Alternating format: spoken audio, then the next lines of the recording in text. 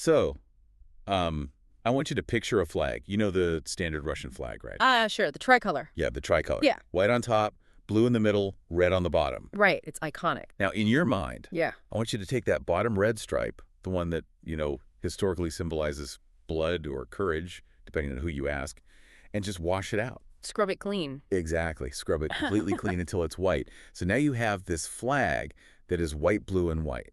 Which is a very deliberate piece of rebranding. Right. The symbolism is pretty stark. It's supposed to represent a Russia that has stopped spilling blood, a Russia at peace. But, and this is the massive paradox we really need to unpack today, that flag, this symbol of a peaceful Russia, is currently being flown by men who are, well, very much spilling blood. Yeah, there. They're driving tanks, firing artillery, doing these crazy cross-border raids. And the real twist here is they aren't fighting for the Kremlin. No, not at all. They are Russian citizens, former soldiers, volunteers fighting for Ukraine against their own motherland. Which brings us to the subject of today's deep dive, the Freedom of Russia Legion, or the FRL. Yes. And frankly, this is one of the most confusing, mythical, and controversial units in this entire war. That is exactly why I wanted to do this topic, because you keep seeing these headlines like Russians invade Russia, and it sounds like the plot of a Tom Clancy novel. Oh, absolutely. It feels scripted. So Yeah.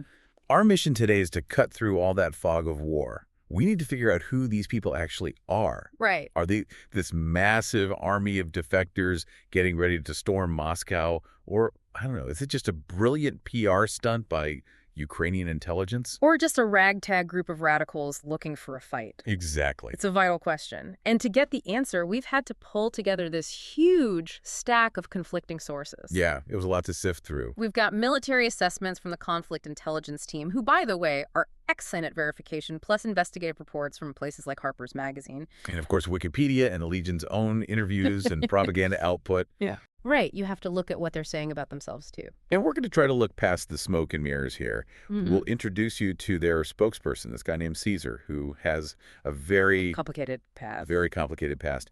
And later we'll break down the story of a pilot named Silver, which honestly plays out straight like an action movie. It really is a story about treason, identity, and that incredibly murky line between freedom fighter and, useful asset. Okay, so let's unpack this. Where does the story actually begin? Because if you listen to the Legion, they have this very specific origin myth. They do. The official narrative, the one they really want the world to believe, starts in March 2022. So right at the beginning of the full-scale invasion. Right. The claim is that a specific company of the Russian army, we're talking over 100 men, didn't just surrender, they defected. And we should clarify that distinction for you listening because it matters. Huge difference. Surrendering is like, I give up, please don't shoot me. Oh. Defecting is, I'm switching teams, hand me a rifle. Exactly. So according to the Legion, these men crossed over voluntarily on February 27, 2022, with the help of the Security Service of Ukraine, the SBU. Wow. Yeah, and their commander issued this statement saying they wanted to, quote, protect Ukrainians from real fascists. Man, that is a heavy statement. Considering Putin's entire justification for the war at the time was fighting fascism, they just completely flipped the script. They totally did. And by April 2022, they held their very first press conference in Kyiv to announce themselves to the world. Right. I remember seeing the pictures from that. The visual was so distinctive. It was 3 men in military fatigues sitting at a table, but their faces were completely covered by these black balaclavas. See, that's exactly where the movie script vibe starts for me. You have these anonymous figures claiming to be the good guys, adopting this new white, blue, white flag and using the letter L as their symbol. For Legion and Liberty. Right. It just feels very branded, like a marketing agency came up with the whole package. And that suspicion is totally healthy to have. We have to remember that in modern war, information is a weapon. Absolutely.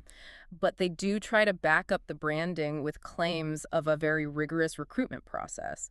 They insist they aren't just taking any Russian POW who wants better food or a warmer cell. Which makes sense. I mean, if you're Ukraine, the absolute last thing you want is a quote-unquote defector who's actually a double agent calling in coordinates for Russian artillery on your own position. Precisely. It's a huge security risk.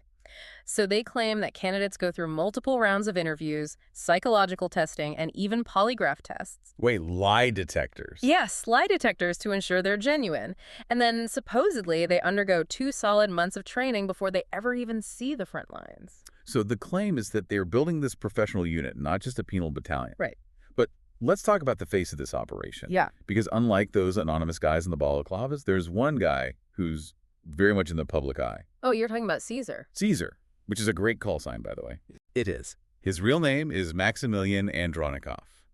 And looking at his background, he is just, well, he's a walking contradiction. That is putting it mildly. Caesar is the deputy commander and the primary spokesperson. If you ever see a clip of the Legion on CNN or the BBC, it's usually him doing the talking. Yeah. He's from St. Petersburg, and before the war, he was a physiotherapist. A physiotherapist. So he went from fixing back pain and sports injuries to leading armed incursions into Russia.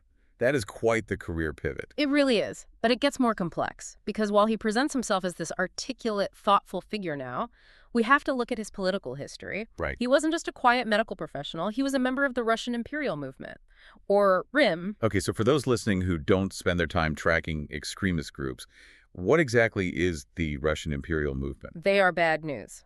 They are designated by many international monitors and the U.S. State Department as a terrorist entity. Yeah. They're ultra-nationalist, monarchist, and effectively white supremacist.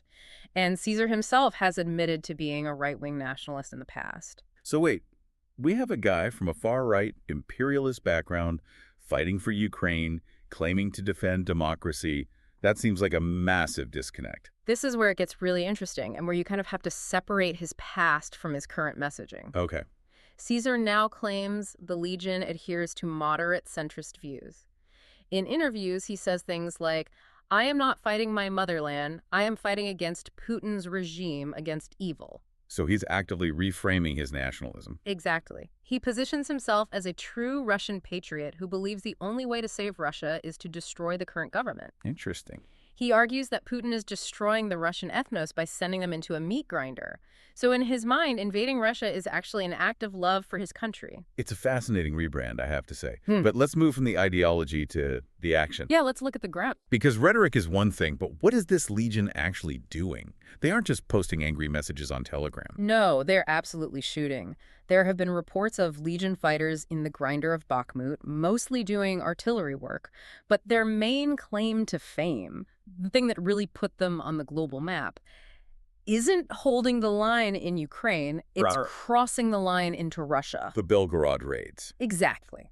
Starting around May and June of 2023, the Legion, along with some other groups, launched these incredibly daring cross-border raids into the Belgorod region of Russia. I remember seeing the footage on social media. It was surreal. Yeah, we're talking about actual tanks and armored vehicles rolling across the border, taking over checkpoints, and entering Russian villages like Graveron and Shibakino. Yeah, you had Russian tanks, but with that white cross or the blue-white flag painted on them, just driving down Russian streets. Yeah. What was the strategic goal here? Were they trying to actually conquer territory? Not permanently, no. They simply don't have the manpower to hold a Russian city.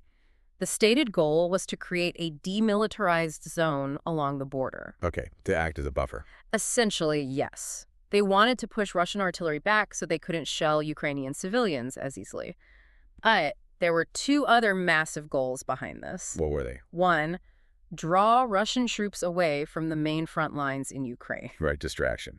If Russia has to defend its own border, those soldiers can't be fighting in Zaporizhia or Donetsk. Precisely. And 2, psychological warfare. They want to show the Russian people that the Kremlin literally cannot protect them. Yeah, showing them weakness. They want to encourage rebellion. Yeah. A spokesman for the Legion explicitly said their goal is to encourage a revolt against the government. It's about humiliation, Yeah. showing that the emperor has no clothes, or at least no border guards. Exactly. And they kept doing it. They went back in March 2024, hitting Kursk and Belgorod again, claiming to control villages.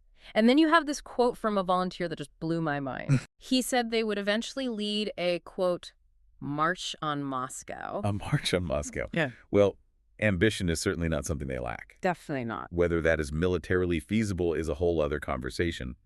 But even if they never reach Moscow, the individual stories of how people join them are incredibly damaging to Russian morale. Oh, without a doubt. Which means This is where we have to talk about silver, Yes. because this story, I honestly thought I was reading a screenplay for a thriller when I read the source material. It is a remarkable incident from August 2024.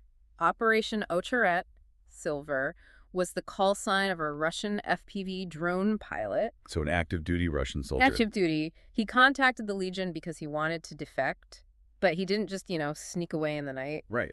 According to the Legion's report, he threw a grenade into the ventilation hole of his unit's headquarters basement. While his commanders were inside. Yes. The report says that commander and other officers were sleeping down there. About 15 people total were in the basement. Unbelievable. He attacked his own command structure, fragged them, essentially, and then fled across a prearranged route to Ukraine to officially join the Legion. That is intense. I mean, it's one thing to surrender. It's another to kill your commanding officer and then actively join the other side. And that is exactly the kind of narrative the Legion wants to amplify. Of course they do. It signals to other Russian soldiers, hey, you don't have to just die for this regime. You can fight back. It introduces this level of extreme paranoia within the Russian ranks. Right, because now you have to wonder, is the guy next to me about to pull a silver? Exactly. It rots the unit cohesion from the inside out. It really does. But we need to pause here and clarify something important. We've been talking about the Freedom of Russia Legion as if they are the only ones doing this. Right. But they aren't. And this is where the politics get very murky. We need to talk about the Russian Volunteer Corps. The RVC? Yes, the RVC. Are they the same thing? Because I feel like the media often lumps them all together just as anti-Putin Russians. They do often operate together, like in those Belgorod raids we mentioned, but they are very different organizations, and the distinction really matters. How so? The Legion, under Caesar, tries to project that moderate centrist image we discussed. They want to appeal to the general population in Russia. The RVC, on the other hand, doesn't really bother with the mask. Any what? The RVC is openly far-right. Many observers and experts classify them straight up as neo-Nazi. Their leader is actually a well-known figure in the European right-wing hooligan scene. Oh, wow. So it's a very awkward alliance. Extremely awkward. It's a classic enemy of my enemy situation. They share battlefield, but Caesar has been very careful in interviews. What does he say? When asked about the RVC, he usually says something like, I do not discuss other units, or he notes they have different ideological bases. Just sidestepping it. Exactly. He refuses to condemn them because they're useful allies in combat, but he won't endorse them either. And there was a moment where the cracks really showed between these groups, right? The Irpin Declaration. Ah, yes. August 2022. This was a political attempt, largely led by former Russian MP Ilya Ponomarev. Okay. The goal was to unite the different anti-Putin armed groups under one banner. They supposedly signed a declaration in Irpin, Ukraine, agreeing to coordinate their efforts and create a political wing. That sounds like a logical step. Yeah. Create a government in waiting type of situation. Ideally, yes. But here's the twist. Shortly after it was announced that the RVC had signed it, the RVC publicly came out and said, no, we didn't. Wait, really? Yeah. They flat out denied signing it. They completely refused to be part of Ponomarev's political project. So even among the Russians taking up arms against Putin, there is fragmentation and deep disagreement. Exactly. It really highlights that this isn't some monolithic free Russia movement. It's a collection of different factions, warlords, really, with very different end goals, united only by their desire to topple the current regime. Which brings us to the really big question. We've talked about what they claim to be, but is this real? Right? Or is it, as some skeptics call it, a TikTok battalion? This is a crucial part of the deep dive. We absolutely have to look at the skepticism here. There are serious analysts like those at the Conflict Intelligence Team and reports in places like Harper's Magazine that have expressed genuine doubts. Doubts about what exactly? Doubts about the Legion's existence as a cohesive, large-scale combat unit. So what's the argument against them? Are they saying they don't exist at all? The argument is that while there might be some fighters, the organization as it's presented, with battalions and rigid command structures, might be largely a PR project run by Ukrainian intelligence just to spook the Russians. Ah. Contrast that with the International Legion, the foreign fighters from the US, the UK, Brazil, places like that. We know for a fact they're real. Right. We have seen the International Legion in the thick of it. In Irpin and Severodonetsk, there are mountains of footage and independent verification of them fighting. Right. The Freedom of Russia Legion, by comparison, is often described by researchers as being shrouded in a veil of mystery. We see the raids, sure, but we don't see them holding the line in the trenches in the same way. And there's a darker side to the skepticism too, right? Yeah. Regarding the prisoners of war. Yes. This is a disturbing detail that really complicates their heroic narrative. Right. There were instances where Russian POWs joined the Legion publicly, appeared in videos. Holding the flag, doing the whole PR thing. Right, but then they were later exchanged back to Russia in prisoner swaps. Wait, hold on. If they officially defected, why would Ukraine send them back? That sounds like a death sentence. It is. If you are a genuine defector, going back to Russia means prison or worse. The fact that they were exchanged at all suggests two possibilities. Okay. One, Ukraine betrayed them, which is highly unlikely because that would instantly kill any future recruitment. Obviously. Or two, they never really defected in the first place. They were just props. It's possible. They might have been coerced into making a video to scare the Russians, but they were still considered regular POWs by the Ukrainians the whole time. Wow. And once they were back in Russia, some of them claimed they were tortured or forced into making those videos. Now, obviously, we have to be careful with that claim, too. We have to remain impartial. Oh, absolutely. If you get sent back to Russia after appearing in a pro-Ukraine video, you are going to say whatever the FSB tells you to say to save your life. Yeah, you're not going to stand by your defection. Right. But the mere fact that they were exchanged at all really raises questions about how genuine the Legion's recruitment numbers actually are. But regardless of whether they are this huge army or just a small special ops team, the Kremlin clearly isn't ignoring them. No, not at all. They've taken serious legal steps. In March 2023, the Russian Supreme Court officially declared the Legion a terrorist group. Yeah, that's a big escalation. And the laws have been updated so that defecting to the enemy can get you 20 years in prison. So they might downplay the raids in the state media to avoid panic, but legally and militarily, they're treating this as a serious treasonous threat. It's just a wild situation all around. You have a unit that might be a brilliant PR psyop, or it might be the seed of a future civil war, or maybe it's both. And that ambiguity is actually part of its power. If the Russian soldier sitting in the trench doesn't know if the Legion is a real army or not, he still has to worry about it. The fear is real even if the army isn't. Exactly. So, let's summarize what we found from the sources today. The Freedom of Russia Legion is a unit built on massive contradictions. Yes. They are Russian patriots fighting Russia. They are led by a former right-wing extremist who now preaches centrist moderation. And they conduct these highly cinematic cross-border raids that serve as both military distractions and heavy psychological warfare. And fundamentally, they challenge the monolithic view of the Russian military. They introduce a wild card into the conflict. Right. They show the world that the war isn't just a simple binary of Ukraine versus Russia. There's a fracture happening within Russia itself, however small or fragmented it might be right now. Which forces us to ask a really difficult question about the future for you listening. That's exactly where my mind goes. If we connect this to the bigger picture, let's say the war ends. Let's say there is a peace deal or a ceasefire tomorrow. What happens to the Freedom of Russia Legion? Well, they can't exactly go home to St. Petersburg and go back to being physiotherapists. No. You have a group of men who are armed, battle-hardened, organized, and totally dedicated to the idea of a new Russia. Yeah. And they are designated terrorists by their own government. They likely can't stay in Ukraine forever as an armed militia either. So where do they go? That is the provocative thought. Do they simply dissolve? Or do they become a new, unpredictable, insurgent force operating deep within Russia's borders? A rebel army with nowhere to go.